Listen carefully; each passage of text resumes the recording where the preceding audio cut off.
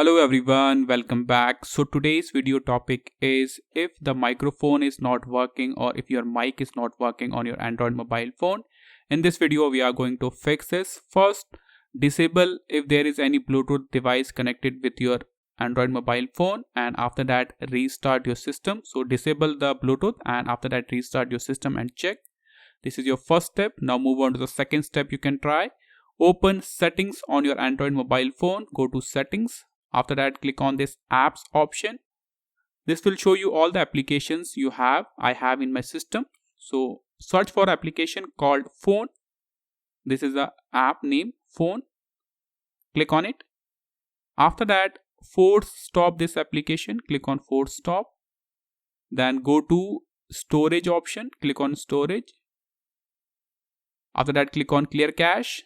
So do these two steps and after that restart your system. Again, go to settings. If you are still getting the same issue, go to app, click on these three dots, go to permission manager, click on microphone. So this will show you all the applications which are allowed to use your microphone or not allowed to use your microphone. So if you want to allow your microphone for a particular application, for example, as you can see the not allowed list, select any application, click on any application.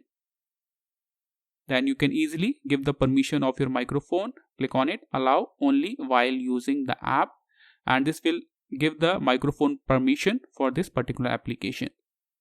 Now move on to the next step. If you are still getting the same issue, update your Android mobile phone. Go to settings, click on software update and then update your Android mobile phone. This is your step 4. The final step you can try is factory data reset. Go to settings, then click on the search icon at the top and type reset.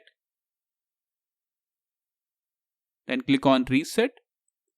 Go to reset and then click on this option factory data reset. So this will reset your phone completely. One important thing, this will delete all the applications and all the data you have in your Android mobile phone. So take the data backup first and after that select this option factory data reset, and this will fix all the issues from your Android mobile phone.